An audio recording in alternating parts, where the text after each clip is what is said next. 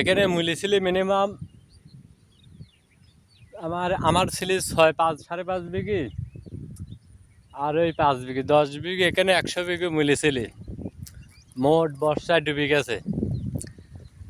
ওই দাঁড়ির পার খালি মনে হয় কাটা পাচক ভুই বাইসি আছে।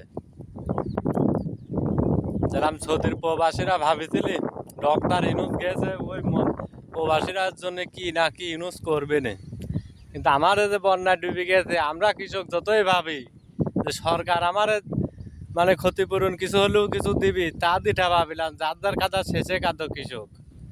এটি ভাবি না যে তোমার ডুবে গেছে সরকার দিবি নি, তত্ত্বাবধায়ক সরকার কি তোমার কি দিবি। এই মাঠ ধরে এখানে 10 বিঘির মতন এই দেন কাটা 10 মিলি তাও বাইসি আছে। তাই 10 কাটা মিলি মনে হয় আর ভালো আর নেই, পোকা মাকড় খায়ে একে শেষ করে দেয়। একের বছরে বর্ষায় জীবনটা পুঙ্গু করে দিয়ে গেছে কৃষকের একবারে শেষ করে দেয়। এ মাঠ তাবৎ মূলি ছিল 100 বিঘি পার মূলি ছিল, এই যে যা দেখতেছেন এদিক সব 100 বিঘি মূলি ছিল, একবারে শেষ করে দিয়ে গেছে। একবার তাবৎ মাঠ মূলি ছিল এদিক